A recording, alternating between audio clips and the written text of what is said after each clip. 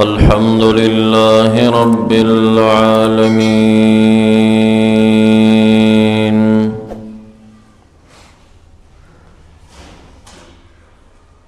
والصلاة والسلام على أفضل الأنبياء والمرسلين.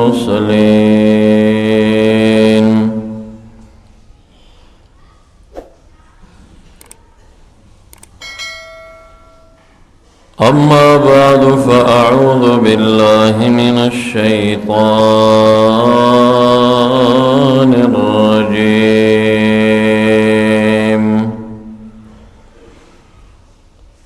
بسم الله الرحمن الرحيم.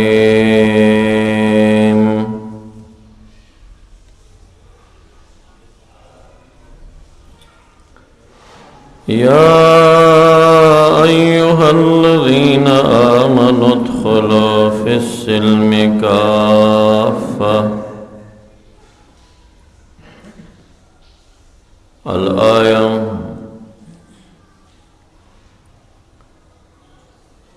وقال النبي صلى الله عليه وآله وصحبه وسلم: هاجروا وتمسكوا بالإسلام، فإن الهجرة لا تنقطع ما دام الجهاد، أو كما قال عليه الصلاة والسلام.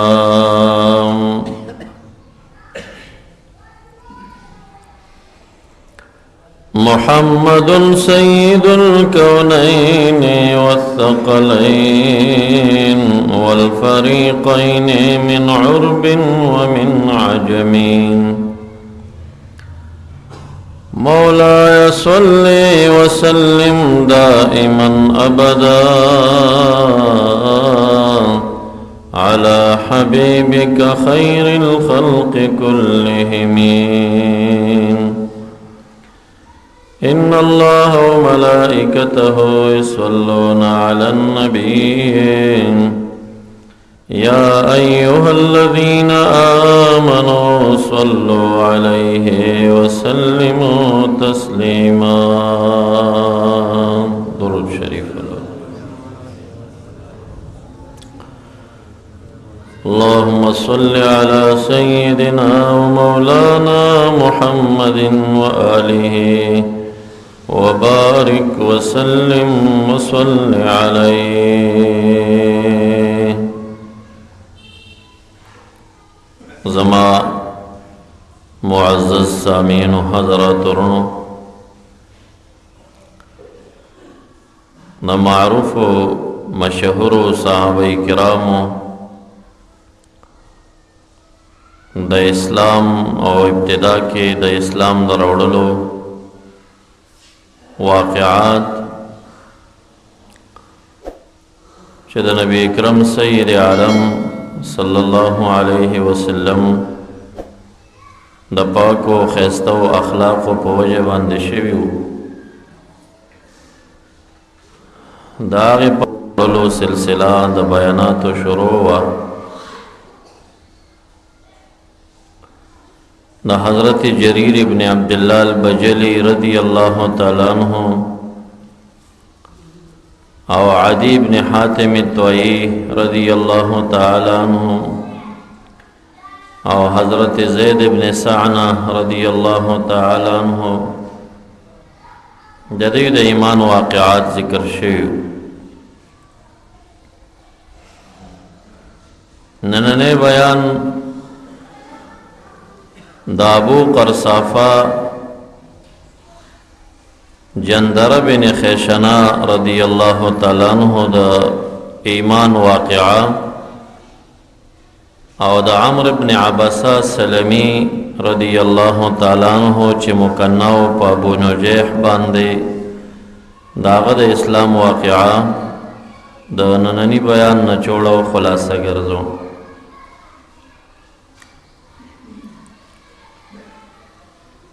عزة بنت عیاض بن ابی قرصافه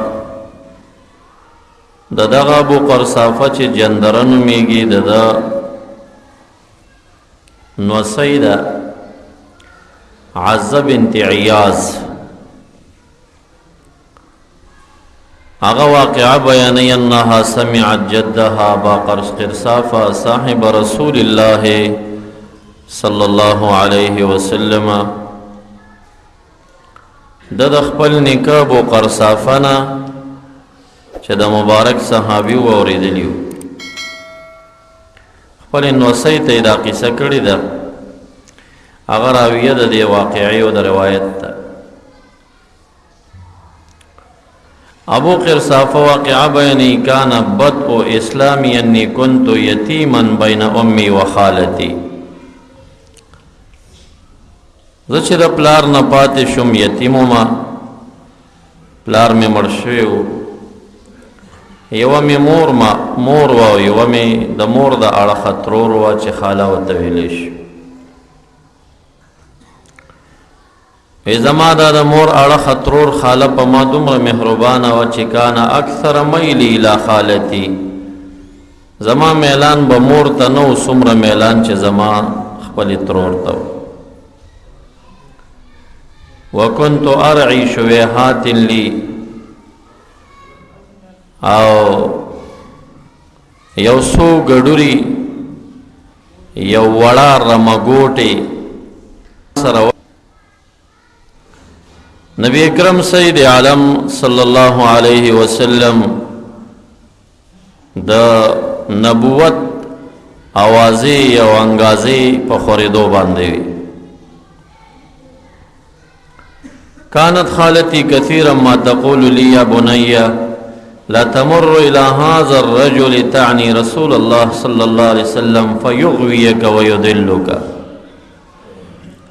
دې خاله بما تویل چې ګډان سره و په ډاګونو کې خو پام کوو چې دغه شخصیت تور نشي. محمد مصطفی و یاده صلی الله علیه وسلم دته چې تلاړ نشي. فیغویک و یذلک، گمراه بدی کی، سرکش بدی کی، د خپل دین نه بدی واړ.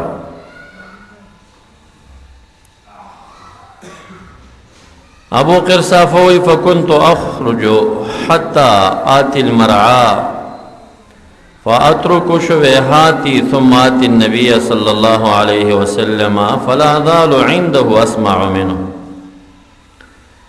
ثم اروح بغنمي دمرن یابسات دروع. ما به ګډان ډاک کې پرې خودل، د هغې د ګیا او د هغې د اوبو غم به مې نه کو. بس زما زړه کې محمد رسول الله صلی الله علیه وسلم الله تعالی را دننه که چې ګډان څه کې راځه د ده مجلس کې کېنه. ګډان به سري په خپل ډاک کې، ګډان به مې ډاک کې خوشي کړل. زه به رالم ټوله ورځ به مې د رحمت للعالمین سره تېره کړه او د هغه دا خوږې خوږې خبرې به مې اورېدې. واپس به چې ورلم مازدیګری ټیم به و، ګډان به مې راغونډ کړل. زمانه خو د جاهلیت وه، خو څو کارونه د جاهلیت په زمانه کې عرب غیرتناک خلکو دی ډېر بد ګڼل. یو د هغه کارونو نه چې اسلام نه ناواقف خبرو خلکو بدې ګڼل دروغ ویل. دا ډېر لوی عیب و، هغوی دروغ نه ویل. کوشش به یې کو دروغو نه ځان سات. دویم غلا، دا غیرتی سړی نه کوي، بې غیرت او د اوس چې نه یې دا څیز نه کوي. دا د غیرت خلاف دی. یو نهبت دی، نهبت په یو چا باندې ښکاره ورتلل او په شخو سترګو د هغه نه څیز اخیستل دي. هغه د جرأت او زړورتۍ نه اخلاق په زبردستۍ قلنګ ټولی بیا په دوس او په پټه باندې چا نشی نه وړي. دا بې غیرت دی چې په پټه یې وړي. نو دوی به دا څیز نه کوي، غلا نه به یې ځان سات. نو ګډان به ډاګونو کې سترې دل چا پټول نه. قسم اسلام نو راغلی خو د غلا خبره کمه وه. او د ډاکو خبره زیاته وه. په لار به قافلې ته راووتل، په ښکاره به یې ټوله قافله ترې واخیسته. د هغې وجې نه به چې کله دی دا څاروي د قربانۍ په نیت باندې روان کړل حرم شریف ته حاجیانو د عمرو والا، نو اشعار به یې ورته وکړ. اشعار دې ته وایي په اوښ کې چې د اوښ د بوکان ښی اړخ په چاړه باندې ووهلی شي چې د هغې نه لږ لږ وینه راښکاره شي. نو که غله او ډاکوانو که هر څوک خو هغې سره دا احترام په زړه کې و چې د حرم هدیو به احترام کولو. نو بیا به چې ډاکوان راووتل چې وکتل اوهو دا خو خان دي په وینو سره دي، نو دا هدیه ده، نو هغه به یې نه اخسته. بیا امام ابو حنیفه رحمه الله مبارک یوه فتوا خپله زمانه کې ورکړه. دا علم ډېر ښه شی دی، هر یو چا کې چې علم په کمیدو باندې شي هغه د خبرې په مقصد نه پوهېږي، هغه کار کوي. نو بیا حتی کې د سنت نه بدعت اړخ ته روانه شي خبره. کمو دربارونو د پیرانو کې چې بدعات خواره شوي، شریعت خلاف کارونه خواره شوي، دا د لا علمۍ وجې. خپل پیر مولا نه او په دربار کې قوي علما نه لري، او مریدانو کې هم علما نه لري. او کم مشایخ چې خپل علما دي او هغې سره په مریدینو کې طالبان او علما دي، هغه دربارونه الله تعالی ساتي، هغې کې بدعات او خلاف شریعت کارونه بیا نه وي. نو علم بهترین څیز دی، دا دفاع کوي د انسان د علاقې.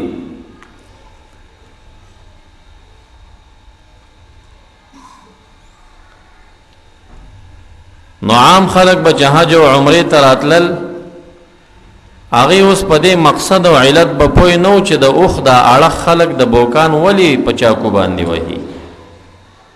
یاره خو بس رسول الله مبارک والی او دا سنت دی، نو چاړه به یې راویسته، نو داسې به یې ووهه چې د هغه نه به دومره وینې لاړې چې یا به حرم ته رسېدلی یا نه رسېدلی، په لاره به نور د مزل نه ووت. چې امام ابو حنیفه رحمه الله دا مبالغه په اشعار کې ولیده او دا ظلم تو ورکړه چې مبالغه په اشعار کې دا بدعت دی، دا ناروا ده، دا ظلم دی د حیوان سره. دا رقم اشعار څوک کوي چې دا تاسو کوئ؟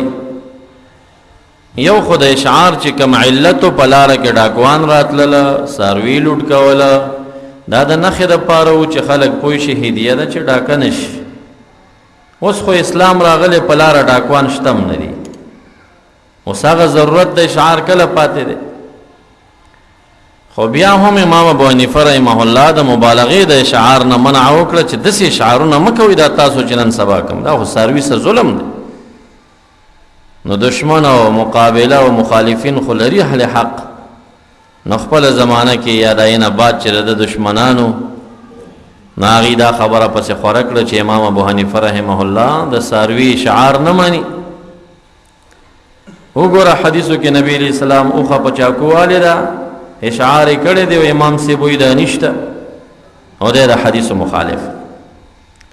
وهابیان هم چې کمې لیټرې لیکي د امام ابو حنیفه رحمه الله په خلاف کم بیانونه ورکوي، څه د پاسه سل اعتراضونه کوي، پای کې یو اعتراض دا کوي چې اشعار حدیث کې راغلی دی، امام صاحب یې نه ماني. خو ځان په خبره خو دیم نه پوهېدی، ضد کوي، ښه پوهېدي چې امام صاحب د اشعار منکر نه دی، د مبالغې منکر دی. ظلم مه کوه حیوان سره، د کم مقصد دپاره چې شوي هغه مقصد باندې ځان پوهې که. څاروي سره ولې ظلم کوي؟ سرسری دا پوټکې زخمی کا.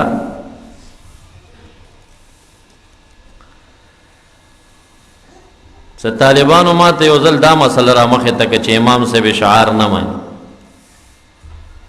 مې تاسو خو کشران حج ته نه تلي، خو خپل وابیانو کې چې څومره مشران ستاسو یي، ما په قسم سره هغې ته ووایه چې ته اشعار پېژنې، خپله دې کړی دی.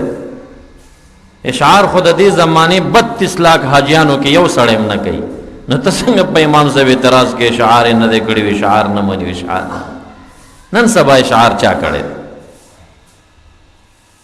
هغه به د کومو ځایونو را روانو په لاره به د ډاکو خطرې وي، څاروی به یې نښدار که په وینه باندې، اوس خو ته ورځې په مینا کې د نږدو نه لګیا یو خاخلی او که څاروی اخلي تا اشعار کله کړی کم حجي کړی او دا کومې پوسټرې چې دی لیکلي یو پکې دا اعتراض دی چې امام صاحب اشعار نه خپله هم نه کوي چې ته د سنتو داسې تابع ته خو نرشه پاکستان نه په اوښ سور شه او د بوکان دا غاړه یې په چاقو وشله ول مونږ به ومنو چې ته خو رښتیا متبع د سنتو یې په حدیثو دې عمل کړی نو خو ته هم نه کوې که په جاز کې لاړ شي او د مینا نه نږدې اوښ را روان کړي امام صاحب اشعار نه امام ابو حنیفه منکر مه کوه څاروي سره او کم علت د وجه نه چې دا عمل شوی او ډاکوان لاره کې راوته هغه نن سبا نشته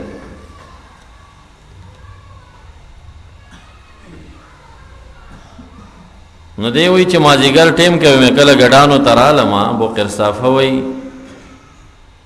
نو هغه به یا بسات دروع غلانځې به یې وچې وي هغه چې څاروی اوبه ونڅکي ښه ګیا ونه خوري نو شوده د کوم ځای نه راشي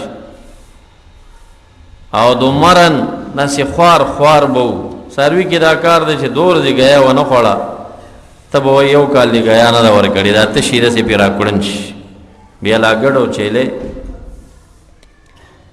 ماخوستن به خپلې خالې کېنولمه ما ته به ویل ما لغنمک یا بساط الدروع څه چل دی دا څو ورځې کېږي چې ستا دا ګډان راځي غولانځي وچي شوده پکې نه وي داسې لکه ګی چې نه یې خوړلي دا ته کم خوا روانې ته ګډان نه سره ما به ورته ویل ما ادري اترورې ما ته څه پته ده زه خو ځم خپل وخت تېرومه دویمه ورځ چې رالمه بیا مې چې کتلم هغه شان ته وچې کلکې غولانځې دي بیا ترور راته بیا غوسه شوه خاله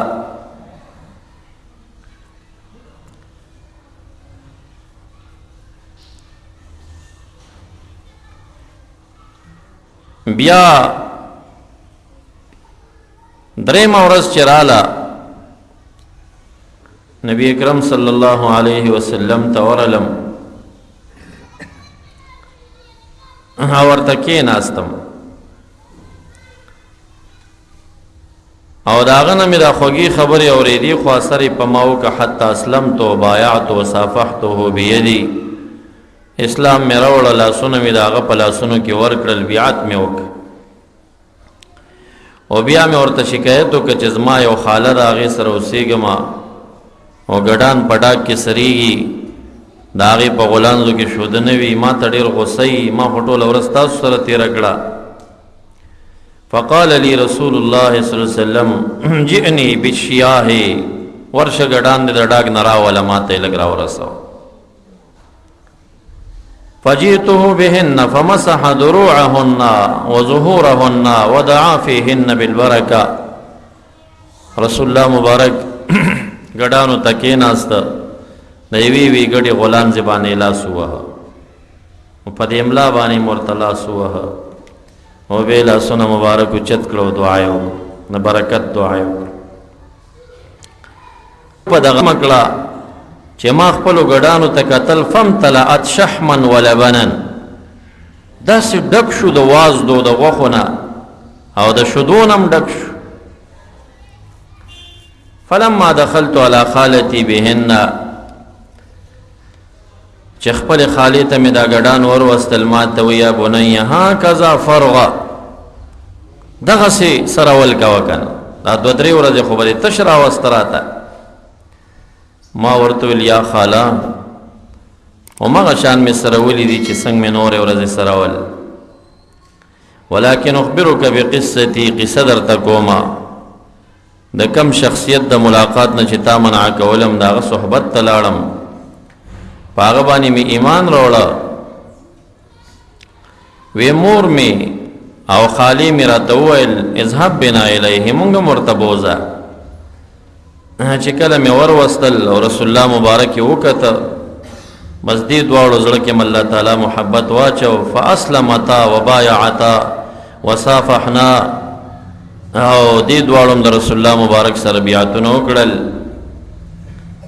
او دغه ورځ باندې بیا مبارک دومره الفاظ وویل چې هاجروا وتمسکوا بالاسلام که په خپل کلي کې مو څوک اسلامي دین ته نه پرېږدي نو ترک وطنو کوي هجرتونه وکوي وتمسکوا بالاسلام او د اسلام په شرایع باندې کلکې منګولې ولګوئ. دغه حدیث روایت بیا ابو قرصافه رستو کې کوي. او هر چې عمرو بن عبسه سلمی چې مکنه او په ابو نجیح باندې د مسما د په ربع الاسلام باندې چای ورسته تپوسو کا ابو امامه الباهلی رضی الله عنه ورتوي بأي شيء تدعى ربع الاسلام. اے عمرو بن عبسه سلمی چې مکنه په ابو نجیح دی ولی تاسو ته خلق ربع الاسلام وای د اسلام څلورمه ولی داسې درته ویلی شي؟ دې واقعه بیانوي كنت في الجاهلیة ارى الناس على ضلالة لا ارى لو سان شيئا. د جاهلیت زمانه وا او زما زړه کې الله تعالی د بوتانو هغه دشمنی اچولی وا او ما دا بد ګڼل او دا څومره خلکو چې شرکیات کول ما دا په گمراهۍ ګڼل. ثم سمعت الرجال تخبر اخبارا بمكة وتحدث احاديثا. د دې ریاض په طرف باندې نجد ته نږدې دې ځایونو کې اوسېدل او کافي زر کیلومتره جوړیږي لکه دا ځای او کراچۍ دومره فاصله لرې پروت. هلته یو نیم کس به چې د مکې معظمې نه راغی نو د رسول الله مبارک دا حکایت به یې کول داسې یو شخص پیدا دی داسې دعوه لري. عمرو بن عبسه وی فرکبت راحلتی بخپلو خسور شم وقدمت مکة مکی معظمی ترال فاذا انا برسول الله صلی الله علیه وسلم مستخفیا. رسول الله مبارک سره ملو شم په داسې حال کې چې زه اوسه پټ ملو شم آکه حال د فاعل نشي او یا د مبارک مخفیو په یو ځای کې او قوم د چې ډېر زړور په د باندې راتلل او د په صحابه باندې فتلطفت له فدخلت عليه په نرمۍ باریکۍ سره مې سچل جوړ کا او رسول الله مبارک ته ورغلم. ما ورته ویل من انت تسو کې؟ رسول الله مبارک ما ته فرمایل انا نبی ز نبی ما ورته ویل ما نبی دا نبی څه شی وي؟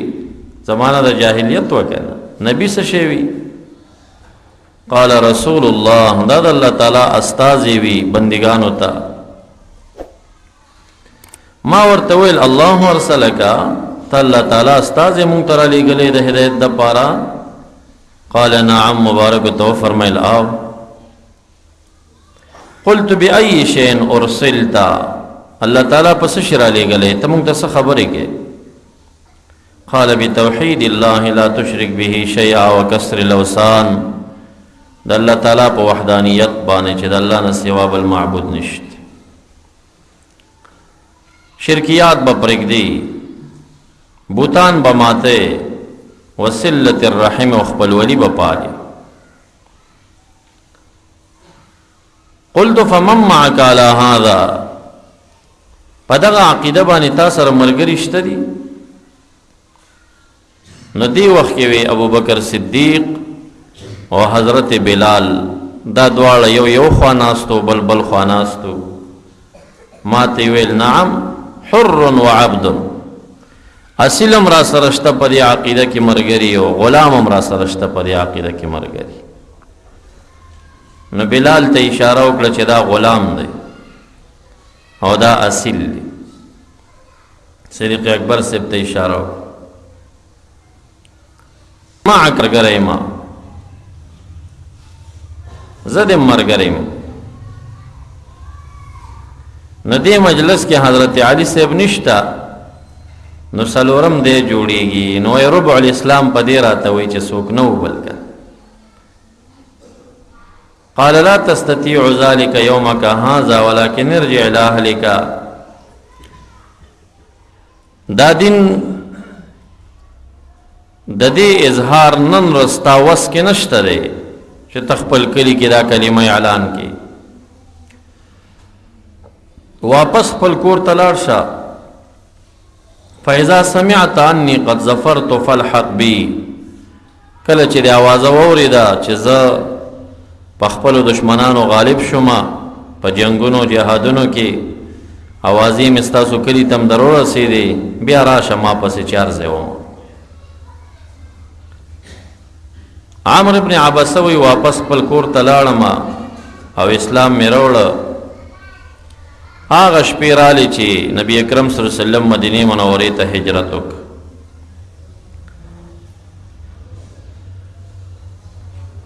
په خپله راحله باندې سور شوم، یو بازار ته لاړم، په هغه بازار کې د مدینې منورې څه تجاران راغلي.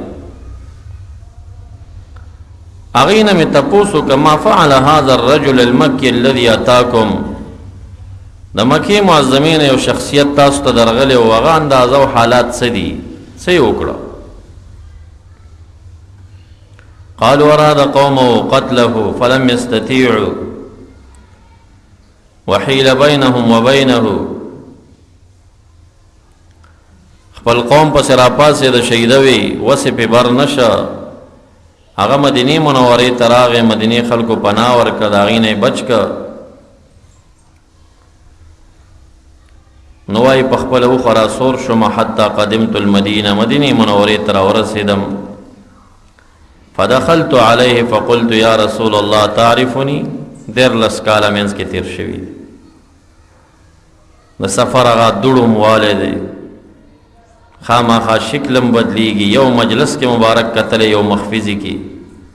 ما ورته ویل تعرفني، ما پیژنې زه څوک یم؟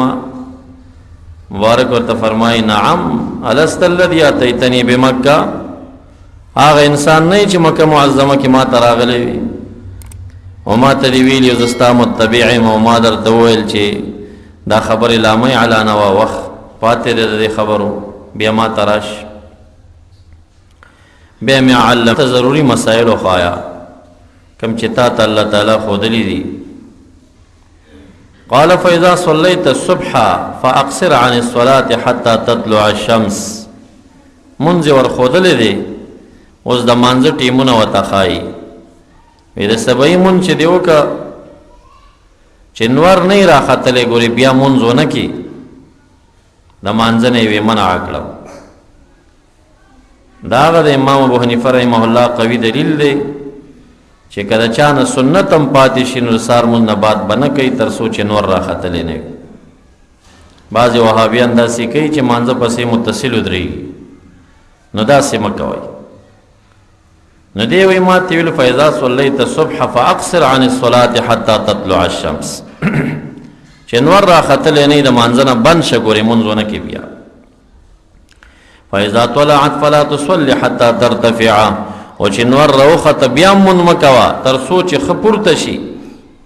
فانها تطلع بین قرنی شیطان، دا د شیطان د دوو ښکرونو منځ کې پورته کېږي، یعنی هغه ځای کې شیطان سر نیغ نیغ کوي. وحینئذ یسجد لها الکفار، او دغه ځای کې کفار سجدې لګوي په دې وخت کې. ته مه کوه داسې، شیطان بیا خوشحالیږي چې دا ما ته سجده لګوي. فاذا ارتفعت قید رمح فصلی، یوه نیزه چې اوچت شه نو بیا مونځ کوه. فإن الصلاة مشهوده محظوره، ځکه دغه وخت کې بیا مونځ چې دی دې ته ملایک د رحمت حاضري کوي. دا د اشراق دا 2 رکعاته مونځ چې دی دې ته اشاره ده او ترغیب دی چې دې کې فرشتې د رحمت حاضري کوي.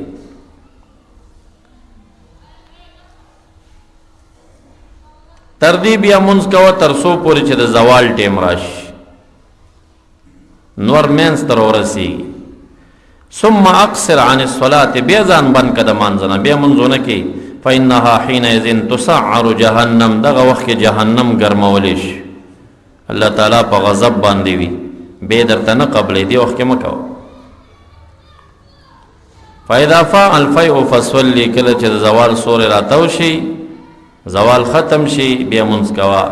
فإن الصلاة مشهوده محظوره، دا د ماسپښین د مانځه ټیم دی، دلته ملائک د رحمت حاضري. تر څو چې د مازدیګر مونځو کې فاذا صلیت العصر فاقصر عن الصلاة، چې د مازدیګر مونځ دی وکړه د مانځه نه منع شه بیا حتی تغرب الشمس، چې نور ډوب شي. په دغه وخت کې شیطان سر نیغ نیغ کوي کافرانو ته سجدي لګي ته سجده مه لګوه. ما عرضک یا نبی الله اخبرنی عن الوضوء. اودس یاد دی خو په دې اوداسه کې ساجر دی. قال ما منكم رجل يقرب من وضوئه ثم يمزمز ويستنشق الا خرجت خطاياه من فمه وخياشمه. ما تی ویل نشته دی یو کس چې هغه اودس کوي مزمزو کې استنشاقو کې مگر راوزی گناهونه د خولې د دنه او د پوزو د سرو د دنه مع الماء حين يستنصر کله چې دا پوزه سړی ګنای تلیږي. ثم يغسل وجهه كما امره الله عز وجل بیا چې مخ وینځي لکه چې الله تعالی ورته امر کړی الا خرجت خطايا وجهه من اطراف لحيته مع الماء مگر د سترګو د غوګونو د مخ چې کومه ګناه ده دا راتل شي په ګیره باندې داسې ښکته لاړه شي. ثم يغسل يديه المرفقين لاسونه دي تر سنگلو كما امره الله عز وجل الا خرجت خطايا يديه من اطراف انامله من الماء مگر گناهونه د ګوتو د سر باندې داسې ښکته تل شي. ثم يمسح راسه بیا په سر مسح کوي كما امره الله عز وجل الا خرجت خطايا راسه من اطراف شعره مع الماء مگر د سر هغه گناهونه هم تل شي. شرف دا اوداسه د اندامونو دا دی چې که د ګناه په وجه باندې موته جهنم ته لاړ هم شو الله تعالی د نجات راکړي امین وایي. خو بیا هم مرتکب د کبایرو متعلق چې د الله فضل ونشي جهنم ته به ځي هغه د خپل عمل جزا به مومي او تزکیې تصفیې دپاره چې جهنم نه په عذاب را صفا شي او د جنت د داخلېدو قابل وګرځي. نو کده جهنم ته لاړم شي خو چې اودسونه چا کړي وي د دغه اندامونه د اوداسه به په جهنم کې هم اور نه سوځي. دا شرافت د اوداسه دی. البته ویل للعقاب من النار چا حقیقت حمل کړی دی بعض خلک اودسو کې په دې پوند کې ټاکې وچ پاتې شي نو رسول الله مبارک وایي دغه ځای به په اور سوځېږي. وبطون الاقدام من النار د قدم دا تله اخمس دا چانه وچ پاتې کیږي کوشش نه کوي دغه ځای به په اور سوځي. چې کومه ورځ هم په ټوله زندګۍ کې د مقصولاتو کوم ځای چې انځلې کیږي او فرض دی په هغې کې یو د ویښتو مرضی هم وچ پاتې شي نو هغه ځای چې کوم دی بیا دامونه د دې شرف دا دی چې دا د جهنم اور نشي سوځولی. همدا وجه ده چې کله جهنمین جهنم ته لاړ شي او بیا په جنت کې جنتیان الله تعالی سره مخاصمه د شفاعت کوي جګړه. الله تعالی تبار بار وایي زمونږ سره ملګري وو د یو جماعت مسلین منځ کوونکي وو یا مې تربوران تر زامن رونه و بچی مې وو انن نشته اما ترا که زه پرې خفه یم نو جګړه کوي جګړه د سفارش. او رسول الله مبارک فرمایي وي داسې جګړه به کوي چې ستاسو د یو چا باره کې د بل لپاره خبرې کوئ د دې نه تیزې خبرې به جنتیان کوي. د ادب لهجه به وي خو لکه مخاصمه د شفاعت به کوي. الله تعالی به اجازت ورته وکړي چې زه د چا رشته داران جهنم کې روی باسئ جهنم. نو دې کې نبی اکرم صلی الله علیه وسلم بم راځي هغه بم خپل امت ګوري لټی وي نو هغه به د جهنم د جج فرشتي خازن مالک فرشتي هغه کتاب راواخلي.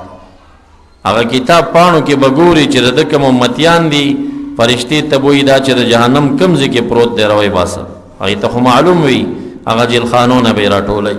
دا کتاب به آخري سره پورې مطالعه کړي تمام بخلاص اراده به وکړي چې دا کتاب د سر نه بیا مطالعه کوي چې هسې نه کمې ورانه پاتې شوی نه وي.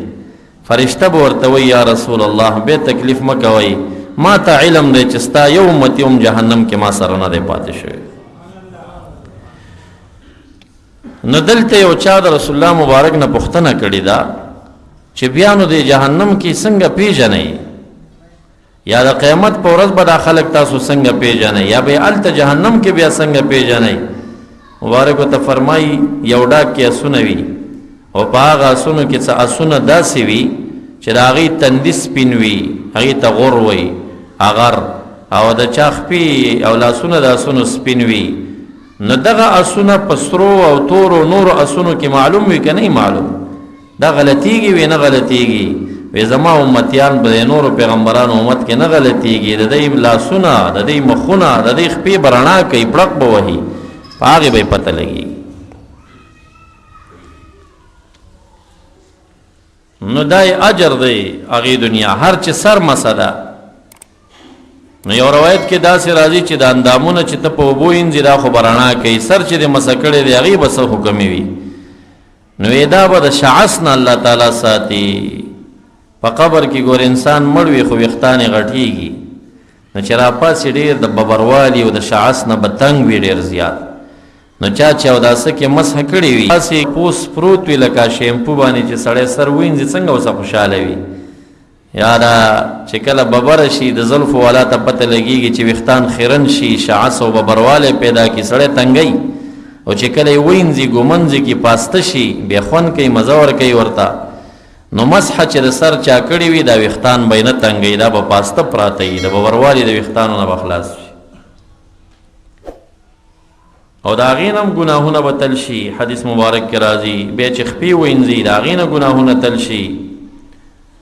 ثم یقوم بیا د اوداسه نه بعد پاسېږي فیحمد الله ویثني علیه بالذي هو له اهل، د الله تعالی حمد و ثنا ادا کی. ثم یرکع رکعتین، دو رکعته منځو کې چې تحیه د وضو ده. الا انصرف من ذنوبه کهیئة یوم ولدته امه، مگر د ګناهونو صغایرو نه داسې پاک شي لکه د مور نه چې پیدا کېدو دی پاکو، دغسې پاک شي. دا کبایر نه دي، غټ نه دي، ذنوب دي، خطایا دي، دې ته صغیره وایي، واړه ګناهونه دي. په سترګو یې چاته چاته کتلي، خبرې شوي، دغه صغایر. یو کبایر دي غټ ګناهونه، د هغې د مغفرت لاره توبه ده، توبه وباسه هغه معاف کېږي. قال ابو امامه یا عمرو بن عبسه انظر ما تقول، دا تا څنګه روایت بیان کا، تا خو ما چا نه نه اورېدلې، دا ته څه وایي؟ هغه ورته وایي سمعت هذا كله من رسول الله صلی الله علیه وسلم، سمې چې درته وي دا مې د نبي علیه السلام نه اورېدلي دي، او دغه اجر الله تعالی ورکوي ورته. بیا ما ورته وویل چې دا روایت خو ما نه دی اورېدلی، دا تا ته کوم ځای نه واورېده؟ وی ما ته یې وویل چې ګوره زه بوډا شوی یم او زما هغه اجل نږدې دی، نو زه به په دې حال کې پر رسول الله مبارک دروغ وایم، تا نه دی اورېدلي خو ما اورېدلي ورنه. او بیا یې وفرمیل چې که یو ځل دوه ځل مې اورېدلی ویم تا ته به مې نه وی ویلی، بلکې دا لقد سمعت منه 7 مرات او اکثر من ذلك، دا حدیث د اوداسه د اجر متعلق ما د رسول الله مبارک نه وکرتې یا د وونه هم بالاتر زیات کرتې په مجالسو کې اورېدلی دی. دا واقعه د ایمان د عمرو بن عبسه سلمي ابو النجیح رضی الله عنه او د ابي قرصافه جندره بن خیشنه رضی الله تعالی عنه. اللهم صل على سيدنا ومولانا محمد وآله وبارك وسلم وصل عليه. رب اشرح لي صدري ويسر لي أمري واحلل عقدة من لساني يفقه قولي. ربنا زدنا علما نافعا. سبحانك لا علم لنا إلا ما علمتنا إنك أنت العليم الحكيم. على محمد وآله وبارك وسلم.